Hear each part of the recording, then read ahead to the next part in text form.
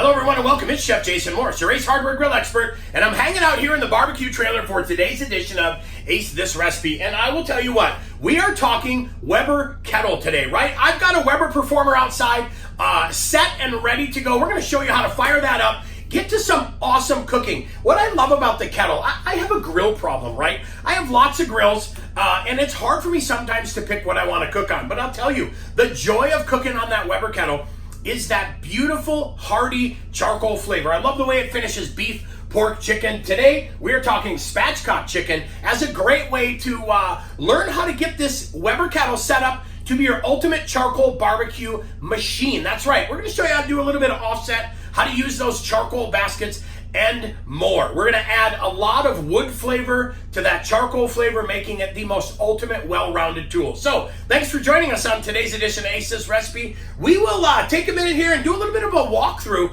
kind of show you the gear, show you how to do the spatchcock chicken prep, and then we're going to get outside and show you how to fire up that grill. So thanks for joining us. Let's talk a little bit about the ingredients. We've got a couple whole roaster chickens. These are 3-pounders. These are big bad chickens here.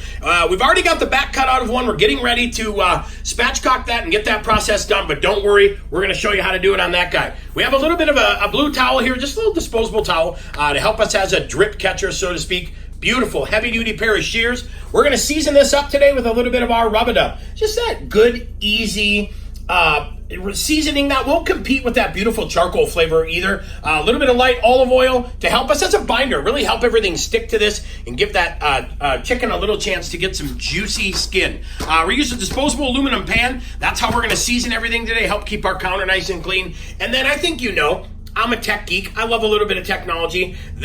I love this. This is a Weber Instant Read Digital. This guy does look at that. That thing does a fantastic job. Quick and easy to read. iGrill. iGrill 2 is awesome because now, guess what? I get to kick back a little bit and do a little app chilling on the Weber app. I get to watch and track this chicken from the comfort of my couch. So that's the gear we're using. I go through my chicken. I get the little tail piece cut off here. Get this guy all set and ready to go. You know, one of the things I like to do is let's give that wing just a trim. Those wing tips tend to burn. We don't want to worry about, get over here, buddy. We don't need to worry about those things. We'll give those a little clip and they will be even better off. Now, flip that guy over. This is the back. This is where we're going to make a cut here and make a cut here. See those lines? We're basically going on both sides of the back. Hold it firm, using your kitchen shears. Go through there and get that back cut out, right? Really easy. Then, let me show you kind of the inside. We're going to go on this side of it as well and get that back cut out. So, once that's done, we're left with, get that over there. We're left with this thing, right? Beautiful chicken right here. First thing I want to do, get any bone shards out of there. Those don't need to be in there. And now look at this right here. I'm going to take that and go through the breastplate or the sternum a little bit. And I just want to make a little cut so that I can flatten this guy out like that. Go through here, give these wings a clip, and get that off as well. And I'll tell you what, super easy, and we're done. We're done, but all we have to do now is season it. So what I will do is, let's go ahead here. We'll get this guy into our pan. We will go ahead and move all of that this way. And then grab our pan this way, grab another pair of gloves, and I'll show you what we're going to do next to get this guy all set and ready. Now, first thing I want to do is, I'm just going to use, like I said before, a light coating of oil. Nothing crazy. I don't want to have a fire. I don't want to have a huge flare up. I want just enough oil to coat. A little bit of oil on there. We're going to rub that guy up. Get everything all set and ready to go. And then a nice, beautiful, light coating of rub-a-dub. Cool thing about rub-a-dub, we have a little bit of paprika in here, which is going to help us bronze a little bit and get that guy all set and ready. Give that a little pat. Get that all set. Give this guy a flip. And now be careful. Here on this back part, you're going to have a few little sharp bones, right? Couple rib bones. Just be careful when you're seasoning this up to make sure you do not get jabbed with those rib bones. All right. That guy all set. And again, another little seasoning. And you know what I always say, go as light or as heavy as you want. But important for me to go top and bottom, because I want this bird to soak and get a lot of flavor. We're outside, we're all set up, and look what I've done on this Weber Performer, if you can see this. I actually turned the grate, let's give you kind of a better view. I turned this grate upside down. Normally it's kind of the other way. Those doors open up and you can add extra briquettes into your baskets if you need it. But my pitmaster buddy Matt gave me a really good tip one day, and that was to turn that upside down so that those stay open. So I've actually got it loaded so these sides stay open, and what that's gonna help me do is now, hey, guess what? I don't have to go in there with tongs or anything. I can literally just add my wood chunks in there, and I have much faster, easier access. So we've got our Weber chimney all set, right? And then what I'll do, we just got that loaded with the Weber briquettes. These guys perform great. They do a really nice job. I've got a full load in here because I'm gonna do a couple chickens, right? So I wanna let this go long enough to handle my entire workload. So a couple of our Weber starter cubes. I put those guys kind of right in the middle, and we'll get those lit up. These guys do a nice job of getting your charcoal started in a hurry, and I'm using two because I want to get going in a little bit of a hurry. So now what I do is put that chimney right over the top, and I'm going to let these things get red hot right up to about here. And then what I'll do is, look at it, I have a little bit left on the top that may not be red hot. I'm actually going to pour those a little bit and a little bit on each side, and then the red hot coals on top, giving me kind of a sustained smoke, if you will. Now, another thing you could do, you could actually light half the chimney and then put some briquettes in each side and pour the hot briquettes on each, and that will give you a longer run, right? Or a longer temperature to get in there. But I like to go about 3/4 of the way up, get that all lit, ready to go, and then I'll pour the unlit ones on the top. Again, I'm going for red hot coals, and that's pretty much it. Today, we're gonna use a little bit of our Western Post Oak. What a beautiful, awesome Texas barbecue flavor, right? I'm gonna go with oak because that's the flavor I'm looking for. So that is it, right? How easy is that? One of the questions I get too is, hey, can I just use oak and do wood in the entire process? Absolutely, you could do this. But let's keep in mind that wood is gonna burn much, much hotter, and it's really gonna give you a fast flame and a fast heat and a fast smoke. So while the charcoal's lighting, one of the things we need to do, right, is adjust this bottom damper. So look at that. Look all the way down there. That is going to be wide open. That's going to allow a ton of air up and through the charcoal, keeping it hot. What I want to do is slow it down by about half. So I'm going to adjust it right about there. All right, we are set and ready to go. So carefully, right, I'm going to use this top handle and the bottom handle to really help me manipulate this chimney into what I want. So carefully, I'm gonna pour a little bit of the unburned briquettes in there, and I'm gonna pour a little bit of the unburned in there, and then I'm gonna go with the hot briquettes on top and the hot briquettes on top. And now, the beauty of that is, look at that. We are totally offset now. We've got a little bit of fire here and a little bit of fire over there.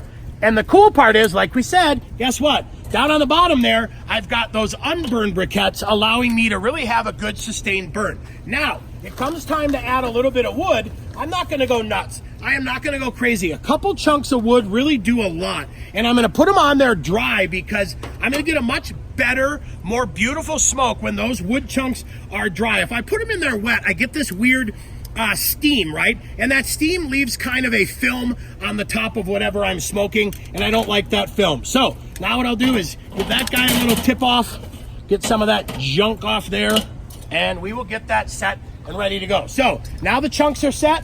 Got these guys loaded in here. Let's go ahead and close the top. Now we're gonna track temperature. What I'm gonna do in the back is slowly adjust it a little bit. And I'm not going a lot, I'm just like a little bit open because I want this guy to grow to about 300, 325. And we're just gonna do a nice charcoal grill on our chicken today, but with the beauty of that post oak, we've got it all adjusted. And I'll tell you, we're right at 350, and I've moved this guy once in the back just to tighten it up even more, just so we can stay and hover at that 350. Now, beauty of this Performer, I'm gonna roll this guy to the side. Look at that, all set and ready to go. We've got the chicken over here. Let me step over in the backside here. So what I'm gonna do, got this guy all seasoned. I am going dead in the middle of that, right? That is where I want that to be. And now we're gonna add the iGrill to it.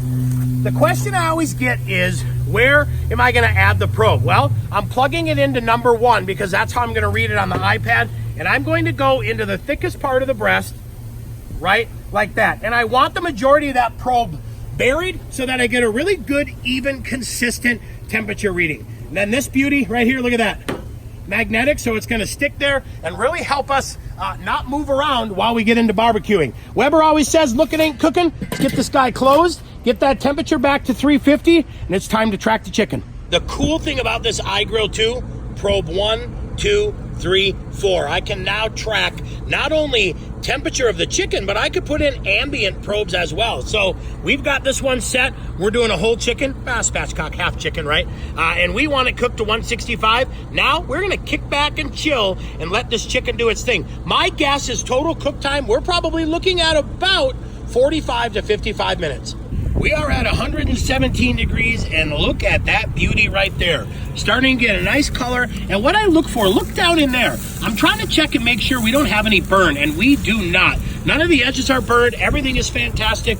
And look at the wood chunks doing their thing, giving us a beautiful amount of slow, sustained wood flavor. That's what we want. So now we're taking this bad boy to 165, then we'll pull it off. I'll see you in the trailer when it's time to finish this recipe up. Let's get this guy a nice little finish. We got some beautiful juice on there, a little bit of our fire honey. That's gonna give it that honey roasted chicken. Fantastic.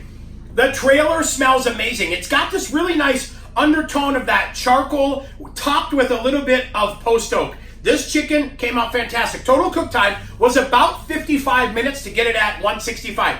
We pulled it right at 165. Like we showed you before, we had that probe buried in there nice and deep. That guy works great for checking temperatures as well. So, don't forget, leave us some comments down below. Let us know what you like from today's video. Give us some suggestions on what you'd like to see on our next Ace This Recipe videos as well. And then, notification. Click on that little bell down there. You'll be notified when the next Ace This Recipe video is live. Don't forget to subscribe to this channel and tell all of your friends as well. And then that little information station, get up there.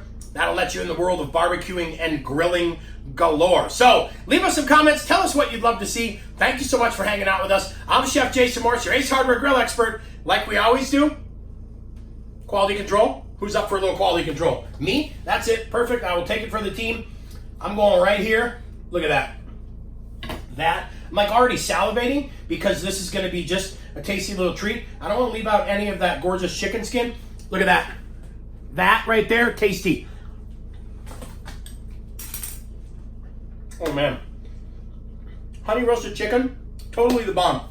Thank you. We'll see you soon. I'm Chef Jason Morse, your Ace Hardware Grill expert.